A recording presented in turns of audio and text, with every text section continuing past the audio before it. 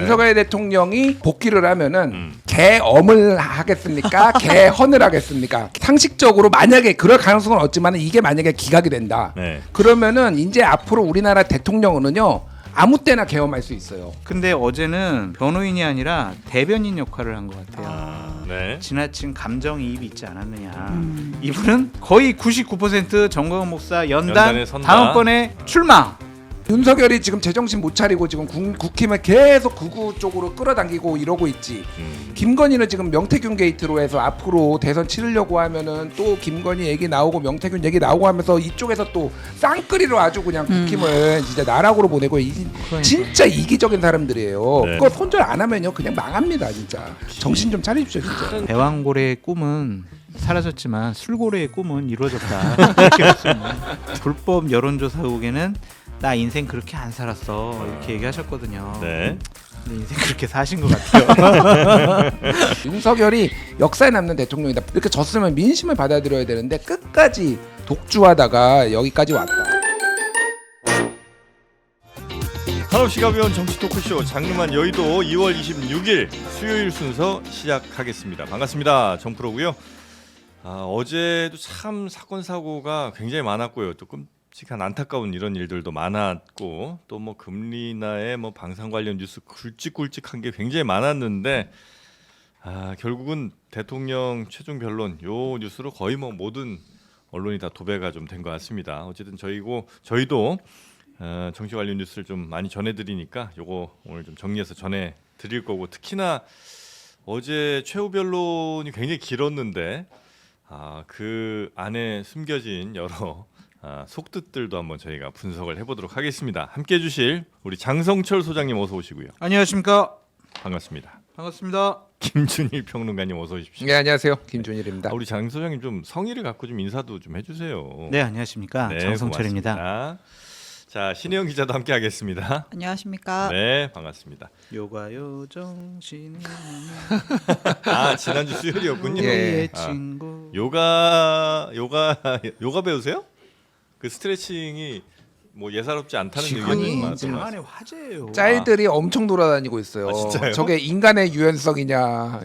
요가는 다 신혜원에게 뭘 저는 네. 신혜영 기자님과 함께 네. 이 자리에서 방송하는 것 자체가 큰 영광입니다. 저는 유명한 분과 같이 방송하는 것 그 자체. 정도입니까? 한 공간에 있는 제가 것만도 몰랐네요. 영광입니다. 다시 좀 잘 모시도록 좀 하겠습니다. 잘못한 거 있어요, 소장님? 자, 여튼 아이고. 유연하게 오늘도 한번 시작을 해보도록 할 텐데 일단 어제 헌재 윤석열 대통령의 이제 11번이었죠. 11번째였고 마지막 최종 변론이 있었습니다. 네. 그 내용은 뭐 많이들 뉴스는 됐습니다만 그래도 간략하게 정리는 좀 해봐야죠. 그러니까 뭐 사과드린다라는 표현이 있긴 했습니다만 네. 그것이 진정한 사과였는지 좀 의문이 드는 내용으로 가득 찬 67분, 뭐 9분이었다. 네. 네, 대통령의 최후 변론 내내 가장 많은 비중을 할애한 건 내가 왜 계엄을 할 수밖에 없었는지 그리고 이 계엄이 왜 정당한 계엄인지 과거의 계엄과는 다르다. 이건 대국민 호소형 계엄이다. 이런 내용이 줄을 잃었고요. 전에 또 하던 얘기긴 하죠. 그렇습니다. 근데 어제는 특히 그 민주당 그러니까 야당 욕을 많이 하는 것 같은데. 그러니까 그냥 야당이라고 안 해요. 그냥 야당이라고 하는 표현은 한 100번밖에 없고 네. 그 앞에 다 거대 야당이, 네. 거대 야당이 나를 이렇게 괴롭히고 탄핵하고 뭐하고 해서 이런 얘기가 계속 좀 나오고요. 네. 뭐 핵심은 탄핵 사유를 전면 부인했다. 이렇게 보면 될 것 같아요. 승복도 없었고 반성도 없었다. 이런 주장을 없었다. 이런 평가가 나오고 있습니다. 네. 한 대목 듣고 올게요. 2시간짜리 내란이라는 것이 있습니까? 방송으로 전 세계, 전 국민에게 시작한다고 알리고 국회가 그만두라 한다고 바로 병력을 철수하고 그만두는 그런 내란을 보셨습니까? 대통령이 국회를 장악하고 내란을 일으키려 했다는 주장은 어떻게든 대통령을 끌어내리기 위한 선동 공작입니다.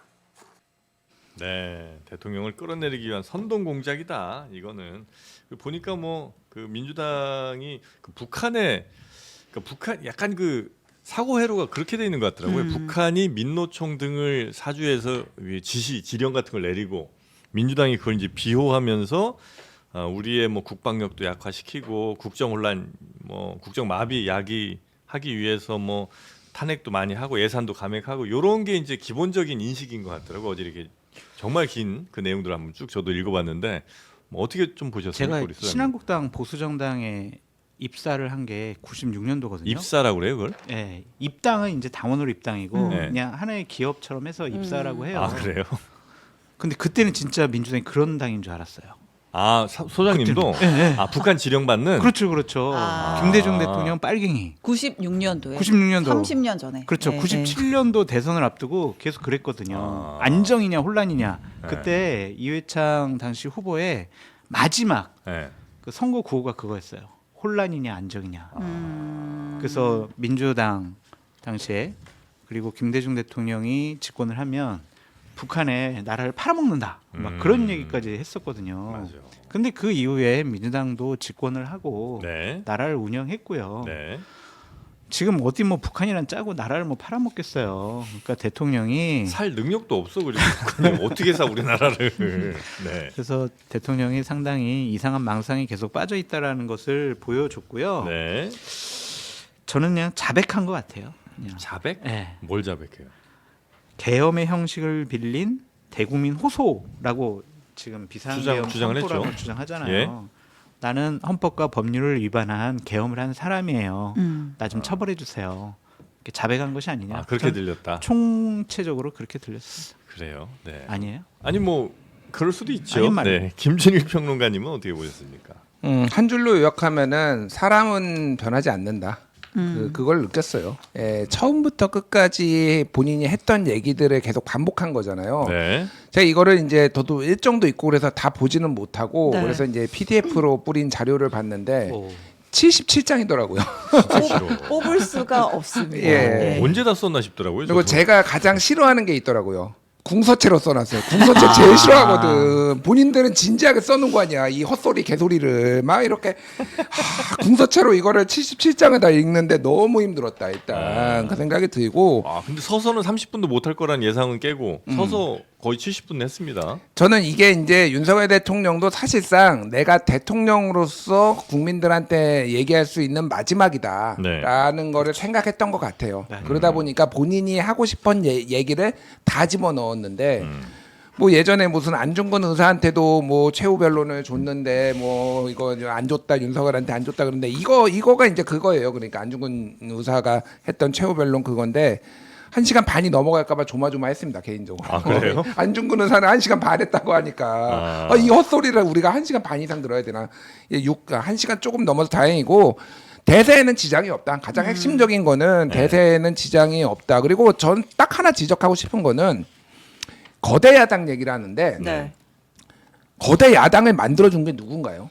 윤석열이에요. 본인이 지난해 총선에서 정말로 국민의힘이 뒷목 잡고 쓰러지고 맨날 4월 1일 대국민 담화 때 제발 의료 뭐 개혁에 관련해서 조금만 유연성을 발휘해달라 그렇게 울면서 매달리고 막 그 난리를 치고 대파 논란, 뭐 런종섭 논란 이거 전부 다 본인이 만들어했거든. 우리나라 역사상으로요 집권당이 이렇게 여소야대로 패배한 적이 없고요. 어떤 모든 총선에서는 집권당이 대부분 이겼어요. 아니면 의석수가 늘어났습니다. 2000년에도 거의 비슷했는데 여당 네. 야당이 이제 자민련까지 해서 여야가 비슷했는데 새천년 민주당이 올랐고요 의석수가. 여당이 지더라도 이렇게 크게 차이 나게까지는 안 지죠. 그리고 2004년에도 네. 열린우리당이 과반 차지했고요. 예. 그리고 뭐 2008년이나 2012년에도 이겼고요. 이게 이제 지기 시작한 게 2016년에 아슬아슬하게 한석 차이로 있고 지금 이 정도로 진 거는요 역사에 없어요. 윤석열이 역사에 남는 대통령이다. 본인이 거대 야당을 만들어 놓고 본인이 거대 야당 이렇게 졌으면 민심을 받아들여야 되는데 끝까지 독주하다가 여기까지 왔다. 참 네. 개인적으로 뭐 안타깝기보다는 반면교사를 앞으로 정치인들이 좀 삼아야 될 사람이다 그 생각이 들어요. 네. 그 총선에서는 이랬던 것 같아요. 이철규 윤한홍 의원이 보수정당 역대 최고의 의석수를 얻을 거라고 김건희 여사한테 얘기를 했잖아요. 네, 네. 진짜 그 그게 걱정이 된 것 같아요. 역대 최대 의석을 얻으면 내가 국정 운영하는데 더 부담이 되니까 너무 이거 좀 줄여야 되겠다. 너무 독단으로 네. 간다는 얘기 나올까봐. 그래서 일부러 좀 왜냐면은 뭐 우리 흔히 이재명 대표 대통령 되면 비판하는 게 입법권, 행정권 네. 다 갖고 있으면은 예. 독재로 갈 거 아니야. 이렇게 생각하니까 제가 얘기하면서도 그냥 별로 할 아, 기적의 그렇죠? 논리를 따라하기가 쉽지 않죠. 미안해요. 네.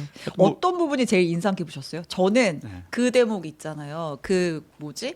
계엄군이 국회 본청 유리창 깨고 들어간 거. 아, 거기에 대해서 대통령이 뭐라고 설명을 했냐면 시민들이 입구를 막고 있어서 네. 충돌을 막기 위해 어쩔 수 없이 문 유리창 깨고 들어간 거다. 불 꺼진 의원실에 예. 유리창 저는 깨고. 어떤 부분이 제일 저게 좀 인상이 어이가 깊고 없었어요. 네. 문제 제기했냐면 직무에 복귀하면 아, 국민 통합을 이루는데 노력을 하겠다라고 네, 네. 얘기를 하셨어요. 얘기하지 말아요? 아니요, 좋아요. 네네네 그러시길래 이게. 아, 사회자가 네. 해보니까 네네네 하면은 발언을 아니. 그만하라는 거고 네 이러면은 아. 계속하라는 건데 알겠습니다. 반성합니다. 네. 아니 그래서 직무에 네네네네. 네. 이 국민 통합은요 권력이 있을 때 하는 거거든요. 네. 그런데 조건부로 해가지고 다시 복귀시켜주면 답하면 안 하면 국민 통합 이루겠다라는 것은 우리는 뭐라고 얘기할 수 있냐면 진정성이 없다라고 얘기하는 거예요. 진정성이 없으면 그게 뭐냐? 거짓말하는 거다라고 볼 수밖에 없어요. 그래서 저는 대통령의 이 말로 저는 어제 윤석열 대통령의 생각과 인식을 볼 수 있었다. 그 개헌, 거짓말쟁이. 네. 개헌하고 뭐 임기 단축에 대해서도 이렇게 그러니까 간접적으로 얘기를 좀 한 거죠. 직무에 복귀하면 네. 그 뒤에 이제 나온 얘기 중에 이제 임기 단축 개헌을 시사하는 내용들이 있는데 네. 그건 저희가 조금 이따가 다룰 거거든요. 네. 대통령 워딩도 좀 들어볼 건데 저한테는 안 물어봐요. 뭐가 인상 깊었는지. 네, 그러니까 좀 듣고 진행자 마음에 안 내내. 들어. 우리 다 네네네. 나르기 싫어해. 뭔데요? 저는 좀 다른 포인트보다 네. 이제 요 얘기를 한 거. 그 서부지법에서 폭동 일으킨 그 청년들 문제야. 얘기를 하면서 이렇게 얘기했어요. 저의 구속 과정에서 벌어진 일들로 어려운 상황에 처한 청년들도 있습니다. 옳고 그름에 앞서서 너무나 마음이 아프고 미안합니다. 라고 얘기를 했어요. 네. 이게 정말로 저는 정말 위험하구나 이 사람이 라는 걸 느꼈는 게 폭동이 일어났어요. 네. 우리나라 역사상 최초로 법원이 침탈당했어요. 네. 털렸어요. 법원이. 이 만약에 이런 상황이면은요 정상적인 대통령이라면 뭐가 첫 번째 나와야 됩니까? 여러분 폭동은 안 됩니다.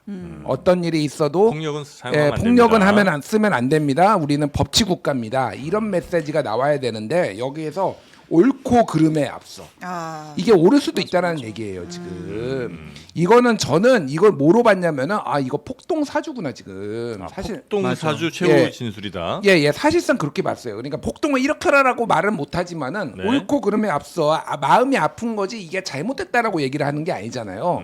그러면은 제가 진짜 걱정되는 거는 탄핵 심판이 언제 될지 모르겠으나 3월 둘째 주 정도 된다고 하면 그때 폭동 일어나고 사람들 다치면 어떡하니? 이건 그래서 네. 국민의힘에서 윤석열한테 1도 기대가 없으니까 국민의힘 당 차원에서 단호한 메시지가 나와야 된다. 지금 여기에서도 명확하게 안 나오고 뭐 윤상현 의원이 뭐 지원을 해줄 수 있네 뭐 막 이런 얘기들 나오면서 이게 지금 폭동 정당, 내란 정당 이런 얘기들이 있잖아요. 네. 국민의힘에서 이제는 윤석열하고 손절한다라는 게 여러 가지 의미가 있지만 이제는 이 부분에 있어서 선을 그어줘야 된다. 실제로 몇몇 유튜버들 뭐 방통위원 뭐 몇몇 사람들이 그 폭동이라든지 하여튼 이 헌재에 대한 공격을 암시 내지는 간접적 사주 뭐 이런 거를 하려는 사람들이 꽤 있습니다. 있어요. 네. 김준일 평론가님이 정말 중요한 부분 지적을 해주셨고 저도 그 부분에 꽂히긴 했었어요. 네.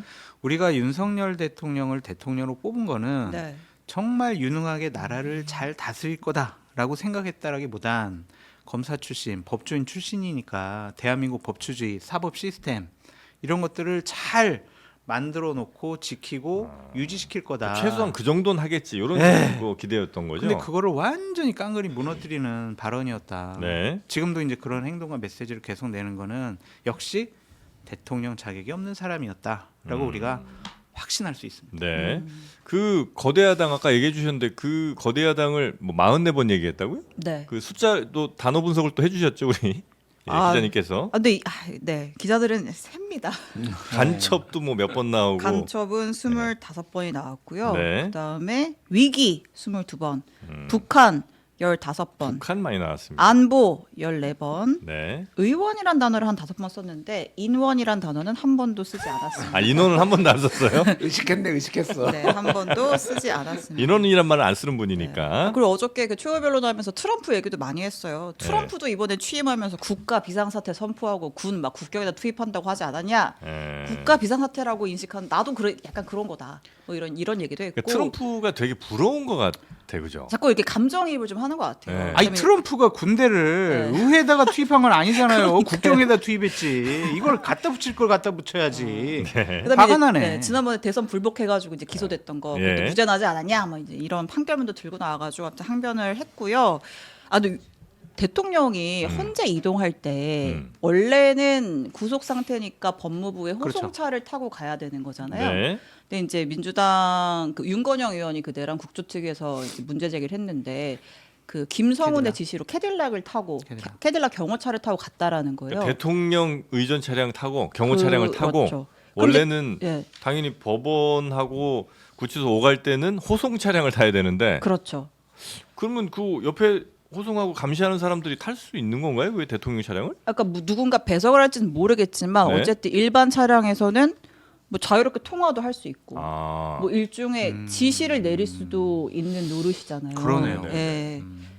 말 맞추기를 할 수도 있고 그런 거에 대한 뭐, 문제제기가 있었다는 거죠. 네, 있었습니다. 네. 문제네. 예. 그리고- 그리고 어저께 네. 그 이제 대통령만 얘기한 게 아니라 양측 대리인단의 입장 발표도 있었잖아요. 이쪽은 다들 말씀들이 좀 많으신 것 같아요. 이제 대통령이 한 77쪽짜리 얘기를 했고 그 대통령 측 변호인단 그 PPT를 깔고 계속 최후 변론했거든요. 네. 보니까 250쪽인 거예요. 네. 예, 역시 프린트할 수 없었습니다. 너무 많았기 때문에 아, 잉크가 김계리 변호사. 김계리 변호사를 아, 비롯해서 어제 명언 주옥 나왔죠? 같은 변론들이 좀 나왔습니다. 네. 첫 번째 김계리 변호사 얘기 김계리 들어볼게요. 변호사 건 들어야 됩니다. 네. 단어문을 찬찬히 읽어보았습니다. 제가 임신과 출산과 육아를 하느라 몰랐던 민주당이 저지른 폐악을 일당 독재의 파쇼 행위를 확인하고 아이와 함께하려고 비워둔 시간을 나누어 이 사건에 뛰어들게 되었습니다. 저는 개몽되었습니다. 아, 저는 개몽되었습니다. 아, 이거 정말 명언 아닙니까? 예, 김계몽 변호사로 예, 새롭게 태어난 예측 하나 하겠습니다. 뭐죠? 우리 김계리 변호사는 설마 공천 받을 것 같은 얘기 하실 거예요? 아니 아. 그 전에 네. 그 전에 행보에 대해서 정광훈 씨 연단에 100% 씁니다. 아, 100% 써가지고 거기서 이제 울분을 토로하면서 계몽령 대통령 윤석열 지켜야 된다 하면서 감정에 호소하는 모습 보일 거예요. 그러니까 저분의 저런 얘기는 그냥 사석에서는 할 수 있지만 네. 저분은 지금 헌재 심판에 나온 변호사로서 네. 헌법 재판관들을 설득해야 되는 임무가 있는 거잖아요. 네. 근데 어제는 변호인이 아니라 대변인 역할을 한 것 같아요. 그냥 윤석열의 입장을 계속 얘기하는 거. 네. 그거는 화를 나게 만드는 거죠. 상대방으로 하여금 설득해야 되는데. 그래서 역할에 대해서 본인 생각지 못한 네. 지나친 감정이입이 있지 않았느냐. 이분은 거의 99% 정광훈 목사 연단 연단에 선다. 다음 건에 출마 이렇게 예측을 해봅니다. 약간 이 저는 개몽됐습니다. 이게 좀 약간 영롱한 좀 종교적인 느낌이 좀 나지 않아요? 저는 은혜 받았습니다. 뭐 이런 느낌이에요. 지금 슈퍼챗이 하나 들어왔는데 네. 내용이 최후 변론에서 계몽을 간증했다. 아, 그래, 약간 간증 느낌이었어. 저는 네, 개몽됐습니다. 읽어드렸습니다. 그러니까 예. 할렐루야. 예, 지금 이 윤석열 변호인단이 그동안 해왔던 거를 보면은 네. 주로 이제 피곤해서 자거나 이러다가 이제 윤석열이 오니까 잠은 못 자더라고 또 이제 눈치 보느라고 했어. 하품은 많이 하고. 김계리 근데 이제 변호사 납품했어. 대부분이 사실상 자기 정치를 하고 있었다 저는 예. 그렇게 봐요. 예. 그러니까 아. 워낙 이거를 변호하기도 말도 안 되고 논리도 부족하기도 하지만은 변호사들도 자기 정치했다고요? 전부 다 자기 정치하고 있다. 자기 이번에 장사하고. 이번에 사실은 스타 변호사예요 일종의 김계리 변호사가. 아, 그렇죠. 전 국민 전국 인지도 보고 올라갔죠. 올라- 김계리 그럼요. 변호사 모르는 사람이 없고 특히 극우 쪽에서는 굉장히 지금 환호받잖아요. 슈퍼스타. 아니 저는 또 놀라웠던 게 네. 제 패친이더라고요. 언제부터? 진짜? 한 1년 2년 전부터 패친이더라고요. 어떻게? 아니 그러니까 뭐 그때 몰랐을 거 그러니까 아니에요. 먼저 왔어요 저한테. 저는 아. 제가 먼저 신청하는 경우는 없어서 저한테 오시는 분들 중에서 제가 요즘은 페이스북 볼 시간이 없는데 그래서 이제 받아줘서 아유 반갑습니다 뭐 이렇게 했는데 그래요? 제가 요즘 솔직히 공적으로는 엄청 까거든요. 네. 근데 아직 패치인에 잘리진 않았습니다. 아직 제가 엄청 까는데 이분은 안타깝다. 개인적으로 좀 안타깝고 뭐 다른 걸 떠나서 이제 계몽이라는 거를 이제 주장을 하기 위해서인데 계몽을 하기 위해서라도 계엄은 하면 안 되는 거죠. 이거는 그러니까 변호의 논리는 될 수가 없다. 네네. 그러니까 그냥 야당 비판하려는 그런 목적으로 한 것 같고 말씀하셨다시피 공천 노릴 거예요. 김계리 변호사. 그래요? 근데 이거를 보고 어제 네. 뭐 우리 신 기자님 말씀하셨지만 윤석열 대통령 77페이지 그다음 PPT 뭐 250페이지 50페이지. 예. 와 헌법재판관들 진짜 극한 직업이구나. 약간 좀 졸리신 것 같더라고요. 아니 뭐 신 기자님도 브리핑 어디에 딱 갔어요. 네. 그런데 브리핑 자료가 250페이지야. 네. 그러면은 어떻게 하겠어요? 이거 어떡하지? 막 이런 생각 들 거 아니에요. 근데 네. 그걸 막 몇 시간 동안 계속 듣고 앉아 있어야 되니. 네. 그게 극한 입찰이면은 바로 탈락입니다. 볼 필요도 없이 그치. 탈락이에요. 250쪽 맞아. 가져오면은. 그렇지. 네. 아유. 하여튼 하고 싶은 말이 굉장히 많았던 그러나 네. 김준일 평론가 보실 땐 이거는 뭐 윤 대통령을 변호하기 위한 것보다 각자가 다 자기 장사하는 그런 모습인 것 맞아요. 같더라. 네. 예, 이런 평가를 좀 주셨고요. 변호인들의 다른 워딩도 짧게 좀 네. 전하면 도태우 변호사 네. 대한민국이란 배의 밑바닥에 큰 구멍이나 침몰 직전의 상황에 있다는 것을 화재 경보를 울려서라도 알리고 화재 그 경보. 배를 구하고자 했던 선장의 충정이었고 정당한 행위였습니다. 화재 경보라는 거네 이 계엄이. 네, 네. 선장의 충정이고 정당한 행위였다. 충동. 충정. 정. 예, 네. 아유, 발음도 안 되네요. 그리고요. 차기환 변호사, 중국이 캐나다 총선에 개입해서 친중 후보 탄생시키지 않았냐. 그들의 하이브리드 전의 정치적 영향력의 공작을 살펴보면 그들이 한국에서도 어떤 일을 하고 있으리라는 것을 예상할 수 있다. 이런 얘기 네. 쭉쭉 있었고, 그 다음에 그 우원식 국회의장 담 넘는 월담 사진 있잖아요. 예. 그게 사실은 계엄의 정말 급박함을 보여주는 상징과도 같은 사진이잖아요. 네. 오죽하면 국회의장이 계엄군이 막 들어가니까 담을 넘어가지고 정말 저렇게 긴급하게 국회 본청으로 들어가려고 했구나라고 네. 우리 국민들이 이해를 하고 있는데 대통령 측에서는 정말 또 기적의 논리를 펴죠. 월담할 수 있을 정도로 통제가 안 됐던 상황이고 월담하는 걸 저렇게 영상으로 찍을 수 있을 정도로 한가로운 상황이었는데 뭐가 이렇게 계엄군이 뭘 했다는 거냐 뭐 이제 이런 식의 주장을 펴기도 했습니다. 월담하는 걸 막지 않을 정도로 네. 널널했다는 얘기예요. 그러니까 그 월담하는 뒤에 아무도 없더라. 뭐 네. 통제가 안 되니까 저렇게 뭐 찍고 한 거 아니냐. 제대로 통제 안 한 거다. 네, 그러니까 뭐 국회가 봉쇄된 게 맞느냐. 이제 이런 주장을 한 거죠. 네. 휴. 네. 고생하셨습니다. 네. 자 그리고 아까 그 잠깐 얘기 나왔었던 그 개헌 또 네. 자녀 임기를 조금 줄일 수도 있다는 식의 이야기. 예. 이것도 살짝 한번 짚어볼까요? 제가 직무에 복귀하게 된다면으로 시작하는 대목인데요. 한번 들어보겠습니다. 들어봐요 이것도 또. 예. 제가 직무에 복귀하게 된다면 개헌과 정치개혁의 추진에 후반부를 집중하려고 합니다. 현직 대통령의 희생과 결단 없이는 개헌과 정치개혁을 할 수 없습니다. 그래서 내가 이것을 해내자고 생각했던 것입니다. 자녀 임기에 연연해하지 않고 개헌과 정치개혁을 마지막 사명으로 생각하여 87 체제 개선에 최선을 다하고 싶습니다. 뭐 지금 와서 하는 얘기긴 하지만 이런 걸 만약에 계엄 대신 진짜 지금 정치 상황이 너무 심각한 것 같다. 내가 그럼 내 임기를 줄여서라도 개헌 그리고 정치 개혁 87 체제 개선 이런 걸 한번 해보겠다. 그렇게 만약에 발표를 했으면 훨씬 더 좋은 결과가 나오지 않았을까 하는 생각이 기회가 들긴 몇 번 하는데. 있었죠. 그죠. 그 뭐 국회에서도 그리고 여당 내에서도 언론에서도 임기 단축 개헌에 대해서 많이 얘기를 했었고 네. 작년 국감 때인가요? 정진석 비서실장 나왔을 때 야당 의원이 임기 단축 개헌 뭐 물어보니까 대통령이 임기를 단축하면서 개헌하는 경우가 어디 있습니까? 네, 화냈죠. 꽝! 네. 막 이랬었거든요. 네. 네. 그러니까 그때랑 지금이랑 상황이 뭐 바뀌었지만 생각이 바뀐 거는 왜겠어요? 어쨌든 파면을 막아보고자 내 권력 다 내려놓게 나 아무 짓도 안 할게 나 대통령직에만 복귀만 시켜줘 이런 거잖아요. 어떻게 믿어요? 우리가 지금 어떻게 대통령 복귀했어.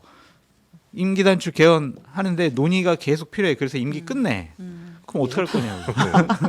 네? 말이 안 되지. 못 믿겠어요. 네. 네. 이거 뭐 크게 우리가 무게 둘 만한 그런 이야기는 아닌 것 같다. 이 결정적으로 두 번의 기회가 있었죠. 예. 한 번은 우리가 이제 명태균 녹취록으로 알게 된 건데 명태균이 처음에 대선 후보 때 윤석열 대선 후보 때 네. 임기 2년 반만 하고 개헌을 해서 역사에 남는 대통령이 되라라고 얘기를 하니까 윤석열이 엄청 화를 내면서 예. 그때부터 명태균하고 멀어졌다라는 거 아니에요. 아. 네. 그게 사실은 원래 김종인 비대위원장 측의 구상이었어요. 그게 그러니까 그래서 이제 한 건데 그때 말을 들었으면은 사실은 역사에 남는 대통령이 될 수도 있었어요. 그렇죠. 맞아요. 두 번째는 뭐 말씀하셨지만 민주당이나 이쪽에서 이제 좀 코너에 윤석열 대통령이 몰리긴 했지만은 어쨌든 그때 했으면은 또 여기까지 오지 않을 수도 있었어요. 네, 네, 네. 그러니까 말씀하셨다시피 어떻게 믿냐라는 거고 두 번째는 지금 이 어저께 1시간 동안 종북 주사파 얘기했잖아요. 네. 그럼 지금 종북 주사파하고 지금 거래를 하겠다라는 거예요. 이게 세계관이라는 게 그런 거잖아요. 지금 종북 주사파를 척결해야 된다라고 아직도 지금 얘기를 하고 있는데 국회를 가면은 자일도 그러면은 야당하고 얘기를 하고 야당이 협의 안 해주면은 거대 야당이 협의를 안 해주면 개헌이 안 되는데 이게 개헌이 되겠냐고요. 그러니까 안 되죠. 세 번째, 자 제가 이거면 한번 우리 투표 한번 붙여봤으면 좋겠어요. 윤석열 대통령이 복귀를 하면은. 개엄을 하겠습니까? 개헌을 하겠습니까? 개엄 1번, 개헌 2번 한번 개엄 붙여주세요. 1번, 예. 개헌 2번. 상식적으로 만약에 그럴 가능성은 없지만 이게 만약에 기각이 된다. 네. 그러면은 이제 앞으로 우리나라 대통령은요 아무 때나 개엄할 수 있어요. 그러면 윤석열이 야 개엄할 수 있네. 야 싹 다 잡아들여. 그래서 한동훈 잡아들이고 이재명 잡아들여 안 할 것 같아요. 바로 제2의 개엄, 제3의 개엄 들어갑니다. 어제 국회 측의 변호인단도 그 얘기했거든요. 윤석열 복귀하면은 또 개엄한다. 네네. 민주주의가 파괴된다 그 얘기했는데 정말 동의하고요. 개헌을 왜 합니까? 윤석열은 개헌할 겁니다. 그리고 시간이 만에 하나 주어지면은요 가면은 증거인멸 다 할 거예요. 가면서 본인이 대통령 자리에 있으면서 모든 증거 다 인멸한 충분히 그럴 능력이 이제 생기는 거죠. 그렇게 능력이 지금도 지금 증거인멸 우려가 굉장히 큰데. 네, 네. 그러니까 뭐 가능성도 없지만은 이거는 믿을 수 없다. 그 정도의 본인이 할 의지가 있었으면 진작에 야당이랑 대화를 했었어야죠. 만약에 여기서 이제 기각이 돼가지고 대통령직에 복귀하면 네. 지금 구속되어 있잖아요. 네. 그것도 좀 풀어줄 수밖에 없지 않나? 어떻게 봐야 돼? 구속 직에 상황을 복귀하면 네. 그렇지 않아요? 아. 이제 대통령이잖아요, 이제. 네. 네. 근데 그걸 구속 상태로 놔두기는 어렵잖아. 근데 어쨌든 뭐 아무리 현직 대통령이라도 내란 내란죄로 외환 소추될 수 이거 있고 구속될 수 관련해서는 있고. 수사받을 수 있는 거잖아요. 그게 상식인데 상식이 네. 좀 안 통하니까 아. 대통령 빨리 풀어줘라 막 이러지 막 이러지 윤상현 않을까? 의원이 지금 중앙지법 앞에서 대통령 그러고 구속 있어요? 해제 촉구 1인 시위를 네, 지금 진짜 부탁인데 한번 여기 좀 한번 데리고 오세요 한번 좀. 윤상현 의원. 네, 같이 한번 좀 얘기 좀 해보게. 우리 방송 끝나는 거 보고 싶어요. 안 그래도 지금 예전에 한번 나온 것 때문에도 욕 먹고 있는데. 아무튼 이제 그런 의미에서 이제 그 어저께 그 개헌 카드가 진정성이 좀 의심이 되는 상황인데 네. 근데 대통령실에서는 오늘 또 입장을 한 번 더 냈어요. 이 개헌 뭐라고요? 관련해서 대통령이 어저께 탄핵 심판 최후 진술에서 임기 단축 개헌 추진 명확하게 얘기를 했어요. 그러니까 대통령 워딩은 자녀 임기에 연연하지 않고였는데 이걸 딱 명시적으로 임기 단축 개헌 추진 국민 통합 그리고 총리에게 국내 문제의 권한을 대폭 위임하겠다는 뜻을 밝혔습니다. 네. 대통령의 개헌 의지가 명확하고 대통령실 직원들도 각자 위치에서 임무에 최선을 다하겠다. 이렇게 공식 입장까지 냈어요. 정진석 잘라버려야 되는 거 아니에요? 반대했잖아요. 그것도 잘라야 되는 거 아닌가? 아니, 우리 대통령들은 왜 저 선거할 때도 그러고 좀 위기만 오면 총리한테 맨날 뭘 준다고 왜 이렇게 얘기하는 거예요 도대체? 한덕수 총리는 화장실 청소하느라고 바빠가지고 아. 안 아니 되는데. 총리 근데 맨날 어쨌든 책임 진짜 총리 이걸 뭐. 이 카드를 던지면 약간 기각 가능성도 있다고 믿는 사람들이 실제로 용산 내부에 있다는 거. 이거를 안 있대요. 던져도 지금 기각이라고 생각한다니까요. 세 명이 이제 기각 의견을 낸다. 네. 그래서 5대 3으로 우리는 대통령직에 복귀한다라고 아직도 생각한다니까요. 약간 보수 성향의 그렇죠. 재판관들은 이거 네. 기각할 거다. 그렇죠. 쉽지 않을 텐데. 어쨌든 이 대통령의 임기 단축 개헌 발언에 대해서 네. 권성동 국민의힘 원내대표는 뭐 총평이에요. 네. 이제 비상계엄에 이르게 된 대통령의 고뇌가 담겨 있고 설득력이 있는 내용이었다. 대통령이 개헌과 정치개혁 하겠다고 한 것 그리고 임기에 연연하지 않겠다고 한 말이 기억에 남았다. 당도 개헌특위 구성에 박차를 가하겠다. 그러니까 뭐 사실 국민의힘에서 이제 개헌 얘기해라, 임기단축 얘기해라, 뭐 여러모로 좀 이렇게 얘기를 전했다고 했잖아요. 네. 근데 그 얘기가 담긴 거는 뭐 당에서는 좀 그나마 다행이라고 좀 평가를 하는 것 같고요. 음흠. 민주당에서는 섬뜩한 속내를 드러냈다. 개헌을 고리로 하면서 다시 권력을 쥐고 헌정을 주무르겠다는 속내를 네. 노골적으로 드러냈다.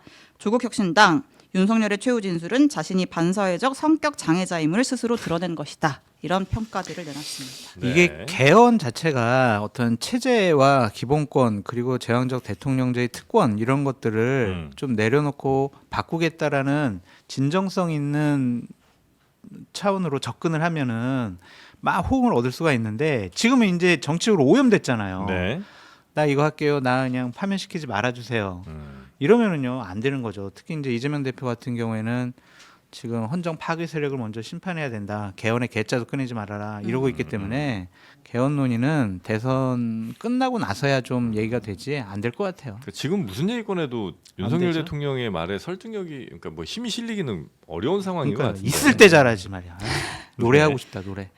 있을 있을 때 때 잘해 후회하지 말고. 네. 국민의힘은 이제 어떻게 되는 거예요? 그러니까 이제 권성동 원내대표가 어제 그 얘기했잖아요. 현재의 결정은 탄심제인데 뭐 저희가 뭐 그럼요. 존중해야죠. 이렇게 얘기를 해서 약간 저는 이제 슬슬 안전 이별의 시점이 왔다. 정확히 보신 것 같아요. 라고 생각을 네. 했는데 또 굉장히 중량감 있는 중진 의원들 김기현, 나경원, 박대출 이런 분들은 또 역시나 그러니까 그렇지가 않잖아요. 정치적 네. 목표와 의도가 좀 달라서 그래요. 그러니까 음. 그분들은 대선은 아유 우리가 어떻게 이기겠어? 끝난 것 같아. 대선 이후에 당권 잡아야지. 네. 당권 잡으면 어떻게 해? 우리 윤석열 대통령 지키라는 국민의힘 당원들과 국민의힘 강한 지지층의 입맛에 맞는 요리를 내가 해줘야지. 그러니까 이제 윤석열 대통령 헌법 재판정에도 가고 네. 또 정광훈 목사랑 같이 활동도 하고 그러는 것 같아요. 그래서 망했어요 한마디로. 그러니까 그러니까 이게 계속 이렇게 될 것 같아. 3.1절 무슨 윤석열 지키기 대회에 지도부는 안 간다고 하지만 네. 개별 의원들 갈 거 아니에요 몇 네. 명들. 그러면 그거 또 언론에 보도가 되고 그러면 야 국민은 아직 정신 못 차렸네. 국민들 네. 그렇게 생각을 할 거고. 네. 그럼 대선 어떻게 그러니까 이 치러요? 의원들은 그러니까 대선은 어쨌든 안 돼 포기. 그다음에 당권은 우리가 좀 잡으려면 그렇죠. 그 강력하게 지지를 해주실 만한 당원들의 그렇죠. 목소리를 담아내는 그렇죠. 그릇이 되겠다. 그렇죠. 김기현 의원은 이번에 저 대선 후보 경선에 출마 안 할 것 같아요. 김기현 의원은 네. 권성동, 김기현 이런 분들은 당권 도전으로 할 것으로 네. 예측이 됩니다. 그러니까 우리 이제 뒤에 또 김건희 이제 얘기도 하겠지만은 부부가 아주 쌍끌이로 지금 국힘을 나락으로 보낸다 이 생각이 들어요 진짜로. 네. 농담이 아니라 자 윤석열 대통령은 지금 계속 네. 이런 메시지 옥중에서 또 낼 거예요. 탄핵되고 나서도 또 낼 거예요. 그러면서 최근에 중앙일보 보도도 나왔는데 국민 추천 후보를 뽑겠다라는 거예요. 그 얘기를 옥중에서 면접한 의원들이 들었다라는 그러니까 거예요. 대통령 후보를 자기가 그러니까 자기 마음에 드는 사람 그러니까 지명하겠다라는 거예요. 이게 그러면 이게 보수 분열로 이어지거든요. 이거 네. 똘똘 뭉쳐도 지금 이기기 힘든데. 대통령이 내 후계자 밀겠다고요? 예, 그런 얘기를 했다라는 거예요. 네. 그게 이제 지금 몇 군데 언론에 나와서 국민 추천 후보 이렇게 검색해 보시면 나옵니다. 이게 윤석열이 지금 제정신 못 차리고 지금 국힘을 계속 극우 쪽으로 끌어당기고 이러고 있지. 김건희는 지금 명태균 게이트로 해서 앞으로 대선 치르려고 하면은 또 김건희 얘기 나오고 명태균 얘기 나오고 하면서 이쪽에서 또 쌍끌이로 아주 그냥 국힘을 진짜 나락으로 보내고 그러니까요. 진짜 이기적인 사람들이에요. 네. 윤석열이 입당하기 전부터 국힘 내가 입당하면은 3개월 만에 당 뽀개버리겠다. 좀 오래 걸리긴 했어요. 3년 걸리긴 했는데 진짜 완전 당을 나락으로 지금 보내고 있다. 이거 손절 안 하면요 그냥 망합니다 진짜. 정신 좀 차리십시오 진짜. 큰 네. 그림이 있었나? 윤 대통령의 큰 그림은 트로이 목마라는 진보의 트로이 목마라는 얘기까지 있습니다. 지금. 국민의힘 파괴가 원래 목표였던 이제야 꿈을 이루게 됐던. 자, 그래서 이제 국민의힘은 말씀하신 것처럼 그런 당권 노리는 사람들이 있을 거고 또 대권 노리는 어쨌든 사람들도 있을 거 아니에요. 이 둘이 그럼 서로 약간 다른 길을 갈 가능성이 좀 높아지나요? 다른 길을 갈 수도 있고 예. 만약에 이제 국민의힘 대선 후보 경선 때 네, 그게 중요하죠. 좀 합리적이고 상식적인 얘기를 하려고 그러면 당신은 말이야 하면서 이제 난장판 되겠죠. 그러니까 김문수, 원희룡 이런 분들이 대선 후보 경선에 TV 토론을 한다고 생각을 해보세요. 네. 그럼 우리가 윤석열 대통령과 거리두기 하고 합리적으로 상식적으로 잘 우리가 멀어져야 네. 대선 치를 수 있어요라고 얘기하면 뭔 소리 하냐고 지금 우리 지지층이 지금 그걸 바라고 배신자 있냐고 뭐 이러면서. 그렇죠. 난장판 되는 거예요. 그래서 대선 후보 경선 자체가 네. 상당히 우스꽝스럽다 그렇게 될 것 조금 같고요. 흥미진진하긴 네. 하겠네요. 대왕고래의 꿈은 사라졌지만 술고래의 꿈은 이루어졌다. 그렇게 볼 수 있는. 대왕고래의 꿈은 사라졌지만 술고래의 꿈은 이루어졌다. 국민의힘 저거 해체시켜버려야 됩니다. 막 이런 얘기도 하고 부숴버려야 됩니다. 막 그런 얘기 했잖아요. 네. 역시. 아유 참 한심해요. 자. 근데 네. 그 헌재에서 내일 마은혁 후보자 네. 오. 그 권한쟁의 심판 선 결과 내는 거잖아요. 음. 그러니까 이제 국회랑 이제 그 누구죠? 한덕수, 최상목. 최상목 네. 권한대행 사이에 있는 권한쟁의 심판인 건데, 그러니까 최상목 대행이 마은혁을 임명하지 않는 게 국회의 권한 침해다라고 판단이 내려지면 네. 이제 임명을 해야 되는 거잖아요. 네. 그럼 이제 최상목 권한대행이 언제 임명을 할 거냐? 최종 선고 전에 할 거냐? 그러면 이제 마은혁 재판관이 그럼 뭐 평의에는 들어갈 수 있는 거냐?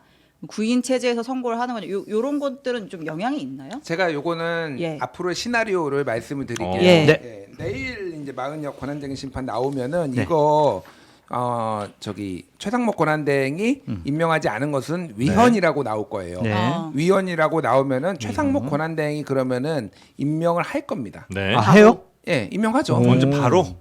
뭐 하루 이틀 하루 이틀 상간에 사이에. 생각보다 빨리 할 거예요. 예. 그러면은 윤석열 변호인단 측에서 뭐라고 얘기하면은 변론 갱신을 해야 된다. 예. 변론 아. 갱신이란 건 뭐냐면은 그동안에 변론을 듣지 않은 사람이 재판관이 있으면은 이거를 다 충실하게 이 재판관한테 설명을 해줘야 되기 때문에 변론을 다시 재개를 해가지고 이 시간을 더 끌어야 된다라고 윤석열 변호인단 측이 주장을 할 거고요. 네. 그러면은 임명된 마은혁 재판관이 저는 이 윤석열 탄핵 심판은 회피하겠습니다.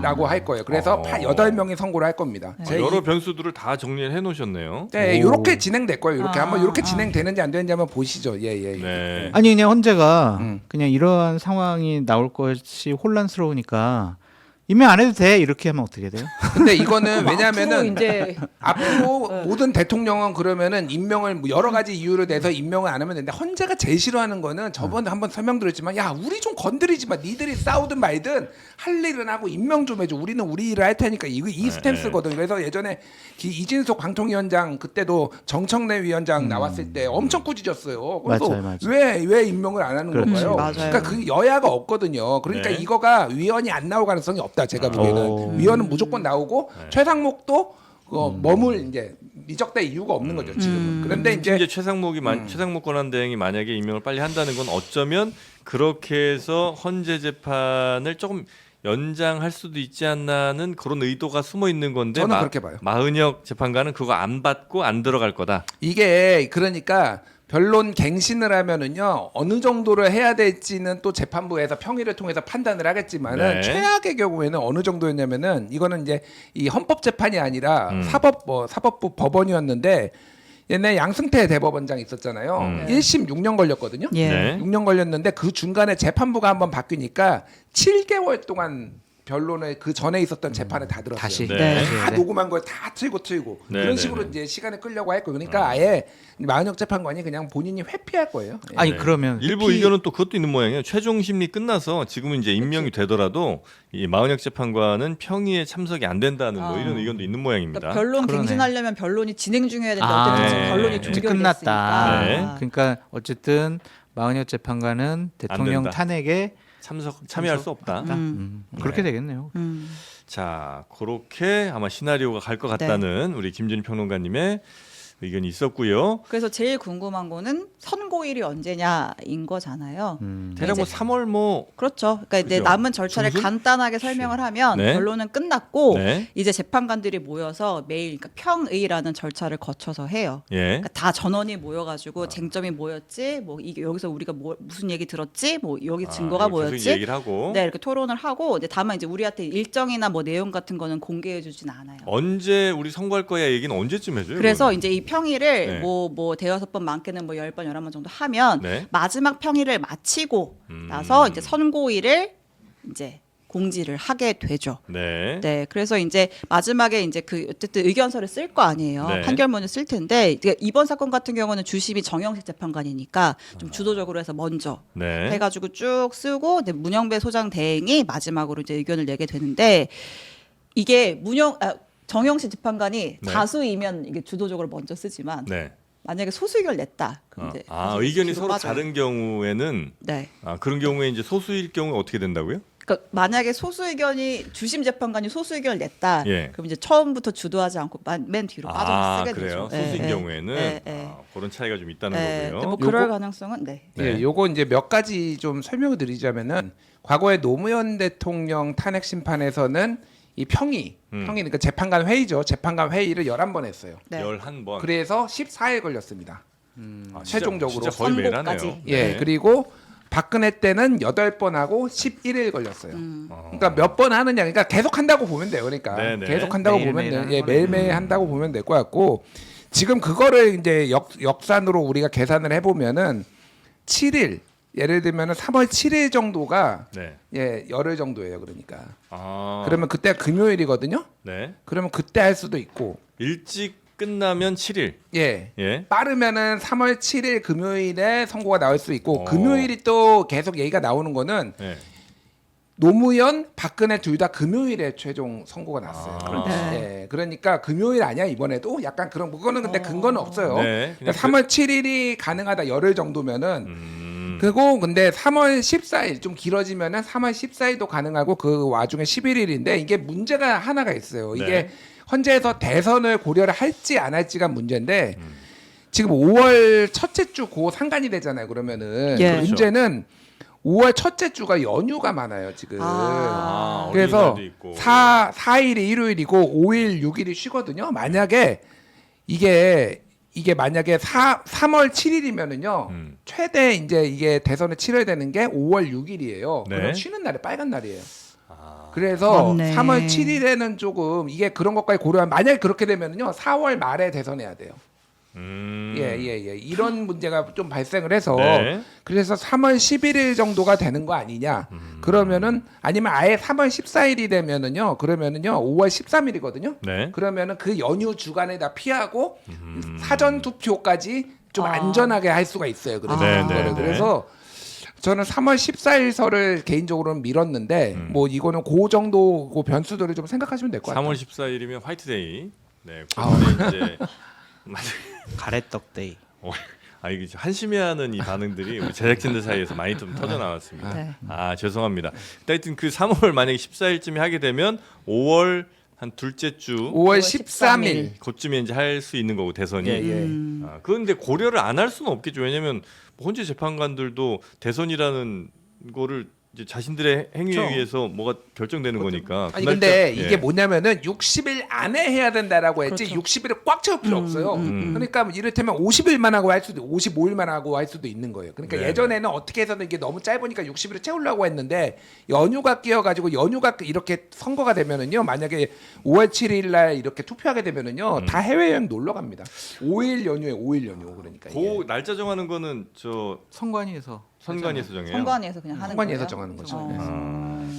알겠습니다. 그 제가 봤을 때는 5월 14일이 될 것 같아요. 5월 14일. 그리고 금요일이 5월 하는 게 13일? 좋은 게 약간 저 주식시장에서도 이게 이제 주중에 만약에 이런 거 터지면 아. 주식시장이 엄청 출렁일 수 있거든요. 차라리 금요일에 하는 게 그나마 좀 나을 거예요. 아마. 헌법재판 연구관들이 네. 다 김준일 평론가님 저 얘기 다 적어가지고 지금 날짜를 이란 이한 사만 해가지고 이제 재판관들한테 보고도 하죠. 그럼 다 김준일 김준일 평론가님이 거의 대선을 정하는 거예요. 지금. 그래요. 그 공식 채널은 저희 장르만 여의도가 그렇죠, 되는 거고. 그렇죠. 아이고, 이거 보고. 고맙습니다. 자, 그렇게 마은혁 재판관 요 결론이 내일 이제 나온다는 거죠? 그렇습니다. 네. 네. 다음 뉴스는 또 어떤 거 있습니까? 네, 이거를 그 JTBC 단독이기도 하고 가져온 이유가 있습니다. 네. 대통령이 지난해 11월에 에이펙 순방 갔을 때 사실은 기자들 사이에서 뒷말들이 조금 많이 나왔었어요. 그러니까 이제 갑자기 막판에 네. 그 취소된 정상회담 일정들이 몇 개가 있었는데 이제 그게 배경 설명이 잘 안 됐었던 나왔던 게 있었거든요. 그러니까 뭐 이제 뭐 오피셜하게는 앞에 있는 일정이 많이 좀 미뤄져가지고 일정 변경들이 있었다라고 하긴 했는데 그 에이펙 순방 당시 윤 대통령의 머릿속에 뭐가 들었던 건지를 약간 추론할 수 있는 보도가 있었습니다. 네. 그러니까 이제 윤 대통령이 11월에 에이펙 출국을 앞두고 한 뭐 닷새인가 앞두고 김용현, 여인영, 곽종근, 이진우 전 사령관들과 저녁 자리를 가졌다라는 거예요. 역시나 소고기와 소맥을 많이 마셨다라는 이제 진술이 있었고요. 거기서 대통령이 이런 얘기를 했대요. 에이펙 순방을 다녀올 것이다. 비상 대권이라도 써서 나라를 정상화시키면 주요 우방국들도 우리를 지지할 것이다. 오. 네. 오. 네. 그리고 오. 술 많이 드시고 이제 했다는 거죠, 이 얘기를. 네, 이 얘기가 여인영 전 사령관의 진술 조서에 담긴 내용들입니다. 예. 또 어떤 내용이 담겼냐면요. 김용현 전 장관이 대통령께서 탄핵이 남발되니 국군 통수권자로서 비상조치라도 해야 하는 것 아니냐고 했다. 에이펙 출국 전이라도 비상조치를 해야 하는 거 아니냐. 그래서 에이펙을 가 말어 이런 얘기까지도 논의가 좀 됐었다라는 비상경 거예요. 때문에. 네. 네. 그러니까 이거는 또 뭐 이미 여인영 사령관이 그때 국회 나와서인가 이것도 검찰에서 한 얘기인데 네. 대통령이 11월 달부터 이제 그 계엄의 의지를 계속 주위에 피력을 했고 에이펙에 불참하더라도 계엄을 단행하는 게 어떤지 김용현 전 장관의 의견을 구한 것으로 안다. 이런 진술이 있습니다. 네. 예. 이 에이펙 불참하더라도 하여튼 계엄에 대한 의지가 굉장히 강했다 이전부터. 이렇게 이제 이건 해석되는 그런 내용이겠네요. 11월에도 계엄을 할 수 있었다. 음. 11월이면 뭐였죠? 이때도 제일 명태균 핫했던 뉴스가 거는 명태균 게이트 그죠? 한달 아니었나 내내 싶은데. 있었던 거니까. 10월 31일 날 윤석열 대통령 육성을 민주당에 공개를 해요. 그날. 네. 10월 말에 10월 31일. 네. 야, 당에서 말이 많네. 맞네. 요거가 그게 10월 31일이에요. 예, 그리고 11월 4일 날 창원지검에서 명태균 수사 보고서가 나옵니다. 그게 이제 뒤늦게 보도가 됐죠, 언론에. 네. 그러니까 요 맥락을 보면은요. 이미 마음을 그것 때문에 굳혔구나 지금. 그거를 이제 추론할 수가 있는 거죠. 점차 명태균 관련된 리스크가 이제 목을 쪼여 오니까 야 이거 안 되겠다. 계엄령이라도 해야 되겠다. 요 생각을 이제 했다는 거죠. 근데 뭐 여러 가지 뭐 성관이 얘기도 하고 뭐 이런 얘기를 했지만은 저는 그게 직접적인 원인이라고 보고 여기에 이제 붙어 있으니까 특히 이제 이 페루에 가는 요거에 네. 앞서서 그런 생각을 했다라고 보면 될 것 같고.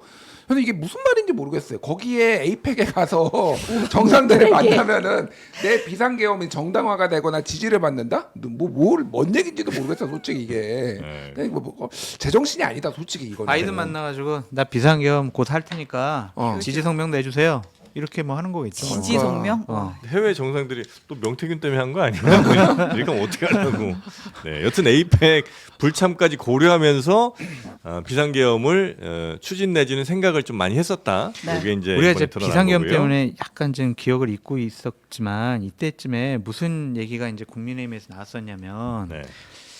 김건희 여사와 육성이 나오면 진짜 끝장이다. 네. 그때 그랬지 않았어요? 네, 네, 네. 정말 그래서 나오네 안 나오네 막 그러한 거가 귀추가 주목됐었거든요. 네, 네, 네. 근데 결국에 이제 뭐 얼마 전에 나왔는데 대통령으로서는 상당히 긴장을 하고 두려웠다. 그렇게 볼 수밖에 없죠. 네, 그리고 12월 3일도 사실 이제 명태균 뭐 검찰에 넘어가고 뭐 요 순간이 사실은 그렇죠. 계엄을 선언한 그 날이니까 황급한 선포한 날이니까 막 공개되고. 그 관련해서 명태균 씨 그리고 윤석열 대통령의 통화 녹취가 과거에 이제 나온 게 있는데 예, 그거 말고 예. 추가로 풀 버전이 이번에 나온 모양이죠. 정확한 그 설명입니다. 그 네. 김영선이 좀 해줘라 이거 있잖아요. 네. 당이 말이 맞네 녹취에 풀 버전이 공개가 됐습니다. 한 2분 30초 정도 되는데 저희가 다 들을 수는 없고 좀 핵심 짚어볼 수 있는 내용만 잘랐어요. 최대한 짧게 저희가 한번 들어보겠습니다. 들어보겠습니다. 하여튼 내가 뭐 말은 내가 좀 세게 했는데 네. 이게 뭐 누가 뭐 권한이 딱 누구한테 있는 그런 것도 아니고 내가 하여튼 그 처음에 딱 들고 왔을 때부터 야 여기는 김영선 해줘라 이랬다고. 대장님 고맙습니다. 근데 뭐 내가 저기다 얘기를 했잖아. 상현이한테 윤상현한테도 하고. 예. 근데 그러니까 그 아무래도 윤한홍 의원이 조금 불편한가 봐요. 윤한홍이가 예. 왜냐면 그 본인이 좀 많이 불편해해요. 그래서 윤한홍 의원이 권성동 의원한테 얘기한 거고 다른 사람은 반대하는 사람이 없어요. 아니 뭐 권성동이는 나한테 뭐란 얘기를 안 하고 네. 윤한홍이도 특별히 나한테 뭐라 안 하던데. 김영선이 그냥 사선 의원에다가 뭐 경선 때도 열심히 뛰었는데 좀 해주지 뭘 그러냐. 내가 예. 저 상현이한테 내가 한 번 더 얘기를 할게. 걔가 공관위원장이니까. 제가 네. 아니 근데 대통령은 아무리 그래도 대통령이지만 그 국회의원들 다 상현이, 윤상현이, 윤한홍이 뭐 이렇게 다 권성동이 이렇게 얘기해도 돼요? 아니, 근데 이제 사석에서는 저는 뭐 저럴 수 있다고 그러는데 저는 뭐 이 공식적인 자리에서도 사실상 저런 식으로 반말을 해서 저는 더 문제라고 보는데 네. 저는 요거를 보면서 느꼈던 게 네. 최근에 이진우 수방사령관이나 뭐 곽종원 특전사령관도 대통령 육성 이런 거 들은 거 얘기하면서 검찰 조사에서나 나와서 얘기했던 게 대통령이 화내면서 이렇게 했다는 거잖아. 지금 어자를 내가 세봤더니 8번인가를 하더라고. 어자를. 어라 아니. 아니? 아 이거 진짜 리얼 음성 지원이구나. 그 나는 그 대통령이 화내면서 했다는 얘기가 딱 저거를 보면서 말버릇을 이제 할 수가 있었고 네. 윤상현 공관위원장인 거 몰랐다고 기자회견 때 얘기했잖아요. 아 그때 그렇죠. 나는 담화할 땐 나는 그죠? 정진석이가 그 공관위원장을 알았는데 아, 맞아요. 이러면서 그러니까 지방선거 공관위원장이 정진석이어서 그냥 다 정진석이가 하는 줄 알았는데 나중에 알고 봤더니 재보궐은 윤상현이 공관위원장을 했다고 하더라고요. 그러니까 나는 그때는 몰랐는데 몰랐다. 했다고 하더라고요라고 하면서 그만큼 저는 당시 공천에 관심을 가질 수가 없었습니다가 대통령 기자회견 워딩이에요. 근데 지금 통화에서 보면 윤상현이한테 내가 한 번 더 얘기할게. 걔가는 뭐야? 하여튼 걔가 공관위원장이니까라고 명확하게 얘기를 하잖아요. 예. 그러니까 이거는 뭐 정확하게 윤상현 의원이 공관위원장이라는 걸 알고 있는 거고. 그렇죠. 이건 그 거짓 해명이라고 볼 수밖에 없는 상황이죠. 아니 그 작년 11월 7일 날 윤석열 대통령이 뭐라고 그랬냐면 나는 그때 고3 수험생보다 바빴다. 예. 그래서 예. 김영선 공천에 관심을 가질 수가 새벽 없었다. 2시까지 일하고 막. 예. 예. 이미 전략 공천이 되어 있었다. 명시 육성 그거는 내가 그냥 명시한테 고생했다라고 한마디 한 거다. 아 이게 이런 얘기를 자주 하시네. 곤란하면은 격려 고생했다 이런 식으로 홍장원 차장한테도 막 격려했다고 격려잖아. 그러잖아요. 불법 여론조사 의혹에는 나 인생 그렇게 안 살았어 이렇게 얘기하셨거든요. 네. 근데 인생 그렇게 사신 것 같아요. 와, 하여튼 이건 뭐 빼박인 것 같은데 이건 거짓말 논란도 아니죠. 이거 뭐 완전 거짓말이죠. 거짓말로 이제 드러난 건데.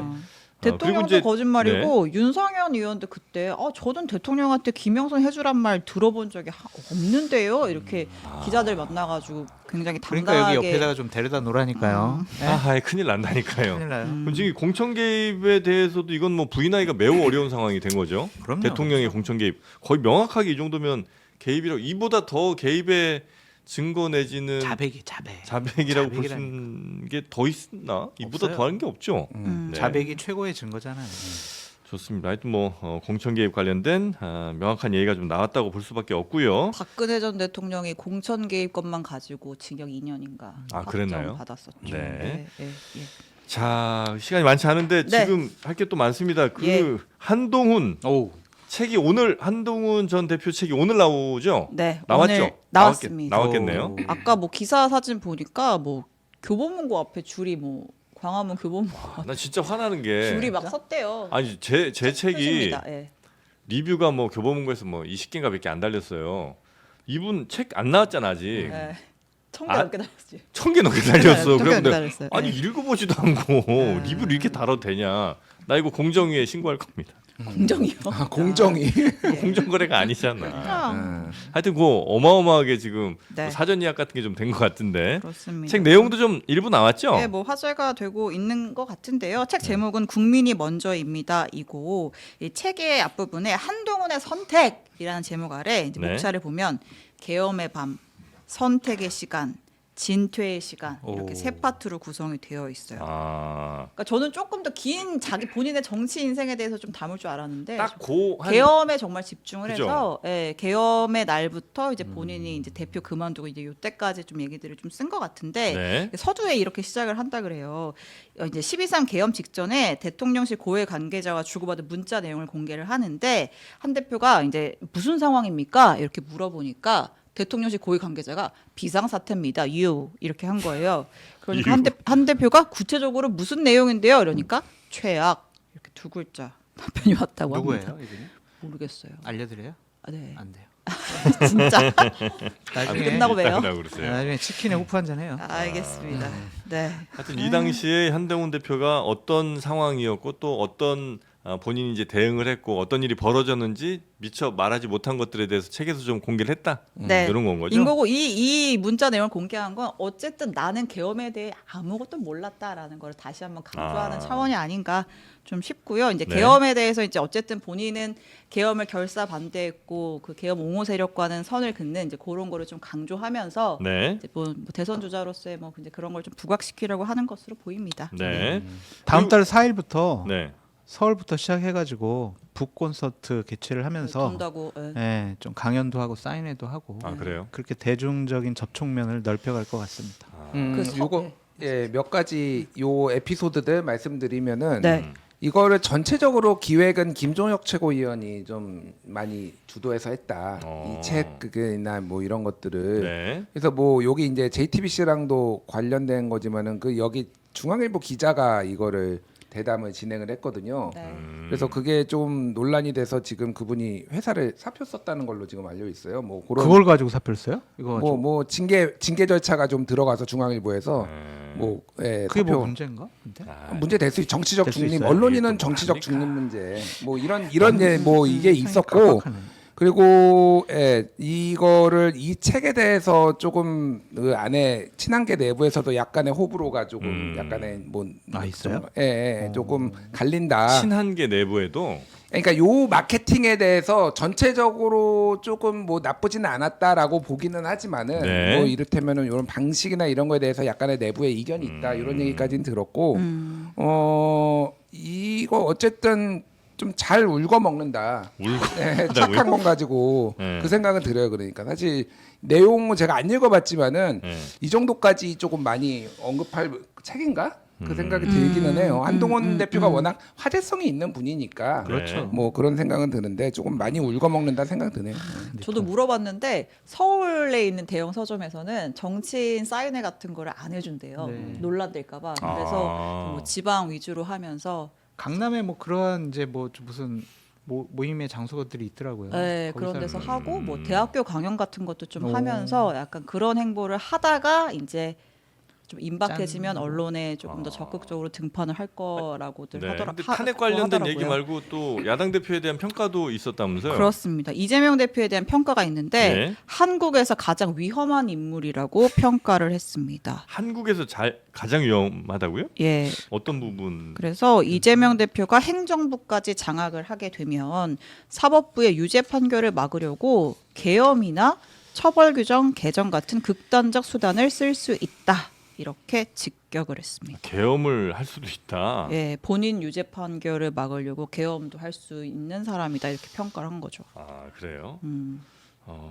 아니 뭐 일부 저 야당 내에서는 지금은 그 탄핵에 찬성하는 모든 세력과 같이 이제 가야 된다. 그러면서 뭐 한동훈 얘기, 뭐 유승민 얘기 같은 경우도 있었는데 다 같이 품고 가야 된다 했다가 뭐 물론 이제 역풍을 좀 맞긴 했습니다만 한동훈 전 대표는 이재명 대표를 가장 위험한 정치인으로 지금 현재 보고 있다. 네. 아니 이건 좀 비판을 안 할 수가 없는데 예. 뭐 상대방 뭐 대표 후보 뭐 비판할 수 있죠. 네. 근데 이게 정치인이 좀 책임 있는 어떤 근거를 가지고 얘기해야 되는데 계엄을 할 수도 있다. 이게 무슨 근거가 있죠? 예를 들면은 예전에 뭐 김민석 최고위원이나 김병주 의원이나 계엄 얘기 계속 경고했을 때 그때 비판들 많이 나왔거든요. 하지만은 근거가 있었잖아요. 그러니까 군에서의 움직임 이런 것들을 포착을 해가지고 이렇게 한 거니까. 그런데 지금 한동훈 대표는 그냥 본인 뇌피셜이에요. 궁예예요, 궁예. 아니 갈 수 그러니까 있다. 위험한 사람이라 오케이 비판할 수 있지. 위험한 사람을 볼 수도 있지. 근데 계엄을 한다라고 얘기를 하는 거는 이거는 본인의 말에 대해서 좀 책임감 있게 근거를 내야 되는 거 하나. 그리고 지금 계엄 때문에 국민들 트라우마가 얼마나 심합니까 지금. 근데 이거를 상대방 후보 비판한다고 이런 거 지금 갖다 쓸 건가요? 좀 적당히 좀 해라 진짜 노이즈 마케팅도. 그 생각이 이게 좀- 그거 아니에요? 결국 이제 이재명 대 한동훈의 구도로 가려는, 그래서 이제 이재명 대표가 그 말도 안 되는 소리 하지 마시라고 이제 반응이 나오게 되면 그때부터는 여당의 한동훈, 야당의 이재명 뭐 이런 식으로 이제 양자 구도로 가기 위한 전략 같은 거 아닐까요? 맞아요. 그냥 그죠? 언급하면서 이제 네. 그렇게 본인의 존재감도 좀 높일 것 같은데 한동훈 대표의 정치적인 행보와 관련해서는 지난 2월 5일 날 머니투데이 박상곤 기자가 쓴 기사가 있거든요. 네. 그거를 좀 읽어보시면은 여러 가지 좀 내막과 전망 이런 것들을 좀 잘 정리해놨더라고요. 네. 그래서 한번 우리 시청자 여러분들도 그것도 한번 읽어보시면 좋을 것 같다라는 생각이 좀 들고 돈 버는 사람들은 따로 있는 것 같아요. 누가 돈을 법니까? 지금 한동훈 등판한다고 네. 한동훈 관련주 네. 상승하고 있대 주가가. 그래요? 진짜 대선 위험한데, 테마주. 그거. 그러니까 그런 거 하면 안 되잖아요. 안 되죠. 그래서 조심하면서 네. 투자하시기 바란다. 근데 정프로 전략 분석 약간 맞는 것 같은 게 이제 이 어제 그 책에 적힌 이 계엄할 수 있다 이 발언을 두고 네. 이재명 대표의 반응이 또 나왔어요. 네. 나왔어요? 네, 오늘 이제 기자들이 가가지고 물어보니까 최고위 끝나고 이렇게 계엄도 쓸 수 있다고 하는데 물어보니까 이재명 대표가 부처 눈에는 부처가 보이는 것이고 개 눈에는 뭐만 보인다고 합니다. 허허허 하고 이제 나갔어요. 몇 번 개 그렇게 눈에 뭐만 쓰시는데. 보인다? 네, 그러니까 이제 그렇게 얘기를 했거든요. 예? 근데 그걸 또 한동훈 대표가 또 덥석 또 물어서 네. 페이스북 요새 다시 열심히 하시는 것 같습니다. 저는 기꺼이 국민을 지키는 개가 되겠습니다. 재판 잘 받으십시오. 그러네. 그러니까 진짜 본인의 어떤 이렇게 무게감을 이제 이재명 대표랑 딱 약간 이제 예. 붙게 하려는 그런 전략을 좀 펴고 있는 것 같네요. 왜냐면 네. 이제 당내 경선에서 아무리 싸워봐야 뭐 배신자니 뭐 이런 비판에 자유롭기가 좀 어려우니까. 네. 당원들이나 국민의힘 지지층의 환호를 받는 거는 두 가지 경우가 있겠죠. 네. 하나는 이제 윤석열 대통령을 강하게 옹호하고 방어하는, 네. 또 하나는 그 분들이 상당히 싫어하는 이재명 대표를 공격하면서 당원들의 지지를 끌어낼 수가 있을 텐데, 하여튼 경선 이제부터 시작이다. 재밌어졌다. 그렇게 보여집니다. 네. 그러니까 뭐 저는 전략적으로 한동훈 대표 비판도 할 수 있고 뭐 네. 그것도 좋은 건데 사실은 가장 중요한 거는 한동훈 대표가 이재명 대표를 공격하고 말싸움을 하는 게 중요한 게 아니라 한동훈이 이재명을 이길 수 있다라는 그런 근거를 가져와야 되는 뭘 거예요. 보여줘야 되는 그러니까 거죠. 내가 후보가 됐을 때 예를 들면 뭐 유승민 후보도 내가 중도 확장성이 있으니까 예. 뭐 이렇게 하고 그런 여론조사나 뭐 지표나 뭐 오세훈 시장도 뭐 그런 류의 이제 작업들이 되는데 말싸움을 잘한다고 이기는 건 아니거든요. 그러니까 물론 이제 전략적으로 초반에 이렇게 할 수는 있는데 이길 수 있을까? 그러면 한동훈 검사를 다시 국민들이 뽑을까? 정치 초보를 뽑을까? 뭐 이런 거에 대해서 본인이 어떤 경쟁력이 있는지를 입증을 해야 되는 거죠, 사실. 제가 말싸움만 한다고요? 제 책을 읽어보셨나요? 아, 제 대담 잘하시네요. 읽어보시구나 얘기하셔야 되는 거 연습 아니겠습니까? 많이 하셨네. 그래서 이재명 대표를 이길 수 있다는 뭔가를 보여줘야 경쟁력이 생기는 거지. 지금 이재명 대표랑 뭐 페이스북에서 뭐 키보드 워리 한다고 된 일은 아닌 거다. 김준일 평론가님 말씀이 맞는 게, 그 대통령 깜이냐 그걸 네. 본인이 입증을 해야죠. 그럼 대담집에 한 뭐 40% 정도가 내가 꿈꾸는 대한민국 뭐 그런 챕터가 있다고 하던데, 네.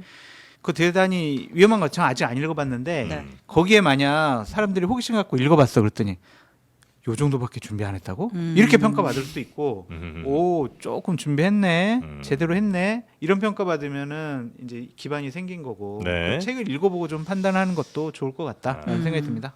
또 책을 또 사봐야 되나요? 사보세요. 누가나 돌려보시죠 우리. 제가 오늘 근데 살게요. 언론에서 워낙 많이 보도를 해줘서 안 사도 어느 안 정도. 사도 다 알 것 같아 내용을. 네.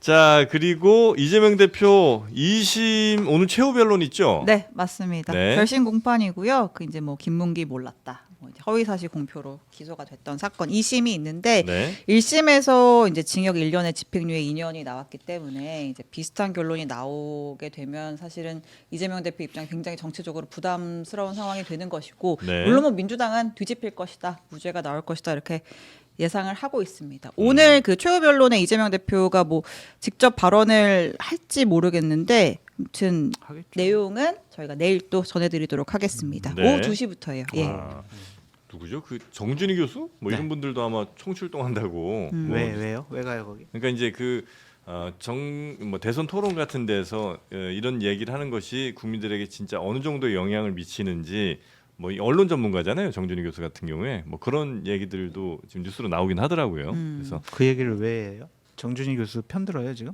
제가요? 네. 그럴 리가 있겠습니까? 그런 건 아니에요? 저는 말씀드립니다만 여당 야당이 없고 오로지 관심 있는 건 혈당 하나예요. 그래서 준비했습니다. 당 밸런스. 저는 뭐 혈당 하나 이거 관심 말고는 없습니다. 네. 아니 근데 달지도 않고 이게 네. 맛도 좋네요. 특히 이제 식후 혈당 막 이렇게 밀가루 음식이나 아니면 단 거 많이 먹으면 혈당 빡 올라가잖아요. 그러니까요. 네, 그때 이 당 밸런스로 여기 이제 바나바잎 추출물이 들어있거든요. 바나바잎이 이제 식후 혈당 상승 억제에 도움을 줄 수 있다고 알려진 그런 성분입니다. 요새 진짜 핫한 성분이에요. 사실 네. 바나바잎 추출물. 아, 우리 네. 신영 기자도 뭐 하루에 한 4병씩 드시는 것 같더라고요. 근데 0.011%도 효과가 있어요? 아하, 더 많으면 이거 큰일 납니다. 아, 요 정도가 딱 요 적당한 정도가요? 수준이에요. 아니 근데 예. 좋네요. 정영진 앵커 진짜 자연스럽다.